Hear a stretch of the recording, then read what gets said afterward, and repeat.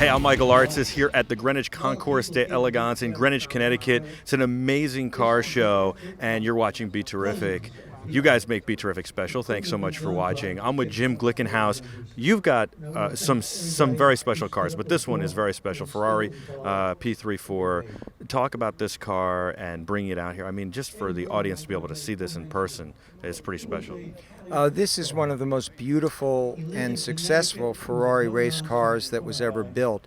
It began its life as a P3. It had a hard life. It flipped several times. It crashed several times. Ferrari rebuilt it, and they used it as the mule for the first P4. So that's why it's a P3 P4.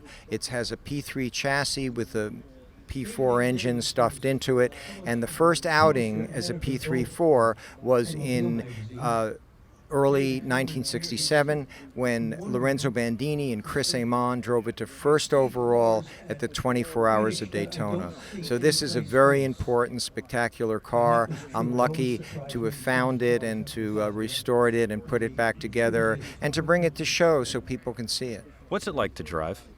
It's amazing. It's a bit of a time machine. I mean, when you think of the drivers who have sat in this car, Lorenzo Bandini, Nino Vaccarella, just incredible guys who have driven it, and that you're sitting in the same car and driving it, it really brings you back to the 60s. Did you have to learn how to drive right hand, or did you, because it's a right hand drive?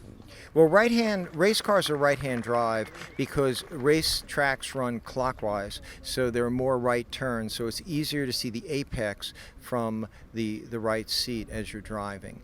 It's funny. You'd think it'd be a little more difficult. You have to keep your eyes open, but this is a Spider, so you have a lot of visibility, and you just be very careful as you do it. What's it like driving on the road, especially around here? It's a bit of I guess like being Lady Gaga, you drive down the road and people lean out of SUVs and take pictures, and by the time you get wherever you're going, there are already 30 pictures of you on the internet. So it's sort of like you have your Andy Warhol 15 minutes of fame when you drive this car. We saw a guy who was drawing it before, actually. He did a beautiful job. I don't know if you've seen what he accomplished, but it was really beautiful, Paul. He was also talking about how at the time the GT40s from Ford were killing Ferrari, and this car not only has prominence, but it has really a lot of importance in Ferrari's history because it really was like the comeback car. Exactly.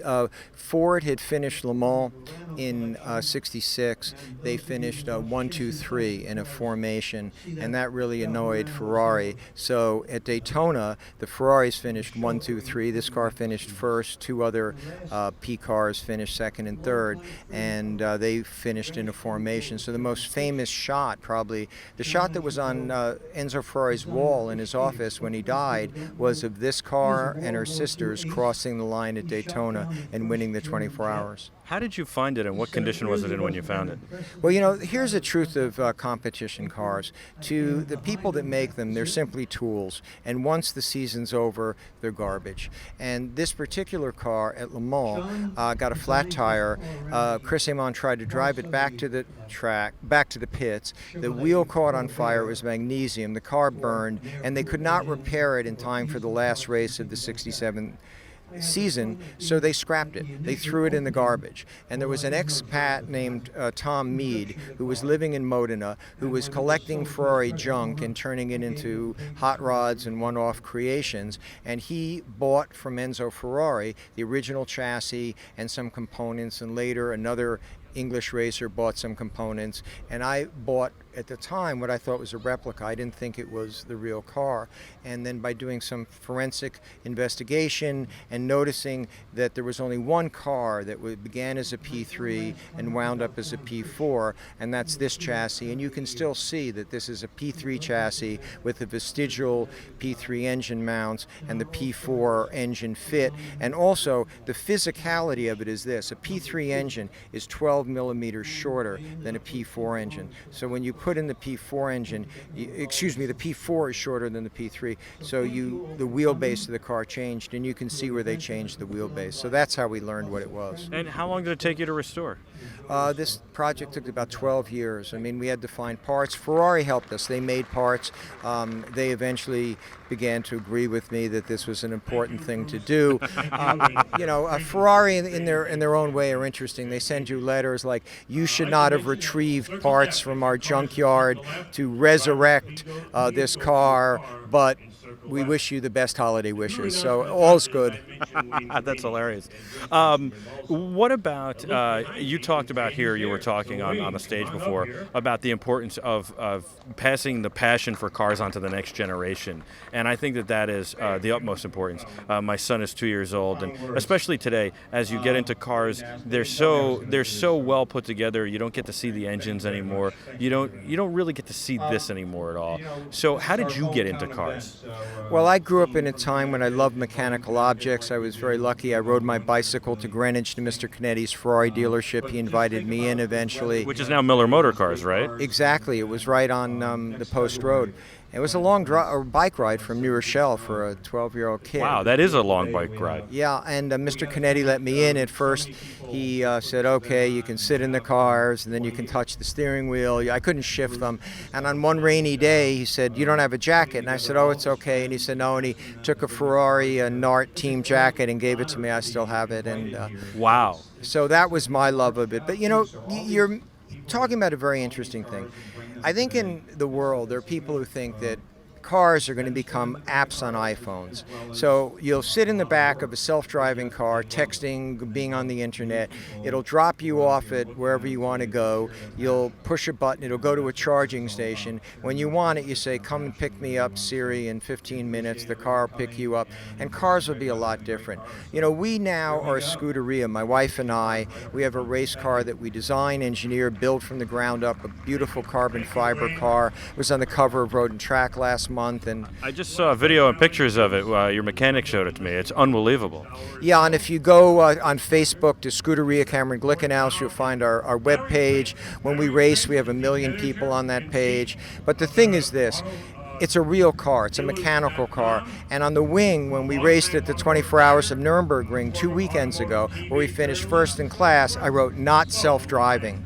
And then when we were done racing, we took the car back to the factory and we converted it to a road legal status. And I drove it from Turin to the Villa des Concours last Sunday and entered it as a prototype in the Concours d'Elegance. So this is the kind of things we're doing. And actually on our Facebook page, we're going to post tomorrow a time lapse of converting the car from the race car to the road car and then driving to Villa d'Este. I love that. I think this is great, and I agree with what you're saying. Look, I think that self-driving cars are wonderful for certain purposes. If we can go to New York City and do business and let the car drive for us so we can be productive and work and do whatever things we need to do and maybe spend time with our family, and maybe it'll allow us to spend more time with our families.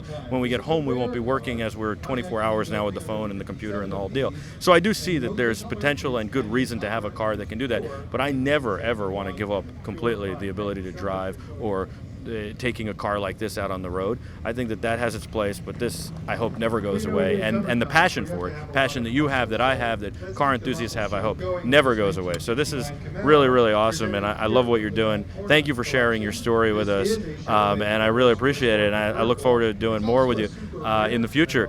Tell me about how the car's set up horsepower-wise and stuff like that. I know all the viewers are always curious about that stuff, too. Yeah, this was a very lightweight car. It weighed under 2,000 pounds, about 1,850 pounds. It has 450 horsepower. Wow. So it was very light and nimble. In the day, the Fords had more horsepower and more torque, but they were a little heavier. And at Le Mans, that enabled them to go like 223 so they could win Le Mans. But on the twisty sports car tracks like Daytona, this thing ate their lunch, and that's what it did. Handled better, and certainly a big V12 back there to put out 450 back then. Thank you so much, Jim. I'm Michael Artsis, and you're watching BeTerrific. Keep it locked here for all your continuing coverage of the Greenwich Concours d'Elegance. Thanks so much for joining us. Don't go anywhere. Thank you.